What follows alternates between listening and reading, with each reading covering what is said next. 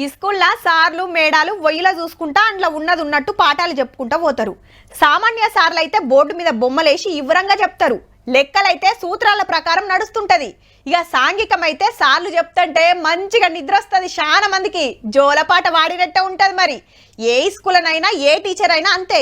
కానీ కొందరంటే కొందరే పోరలు ఎట్లా చెప్తే ఇంట్రెస్ట్ గింటారని ఎరైటీ ఆలోచన చేస్తారు. ఈ సారు లెక్క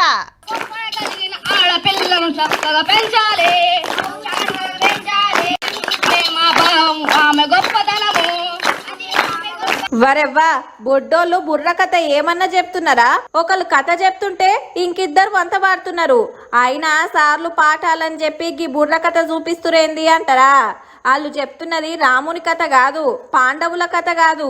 మరి ఇంకే కథ అంటే 7వ తరగతి వయలుండే సీత ఇష్టాలు అనే పాఠాన్ని ఇట్లా కథ లెక్క చెప్తున్నారు.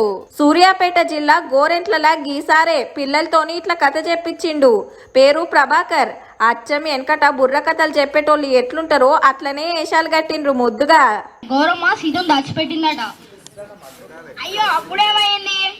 అయితే పోరలకు వయలున్న పాఠాలు చెప్తే అట్లని ఇట్లా మర్చిపోతారు. ఇట్లా ఎరైటీగా చెప్తే ఎప్పటికీ గుర్తుంచుకుంటారని సారు ఆపొచ్చనా. వారికి ప్రత్యక్ష అనుభవాలు కలిగే విధంగా బుర్రకథ అనేది జానపద కళ, అది అంతరించిపోతున్న కళ.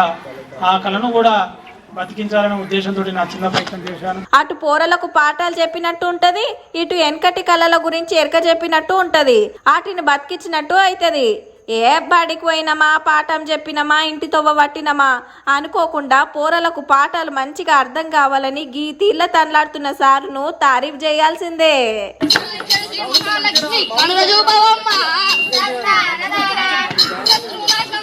దుర్గా జైముని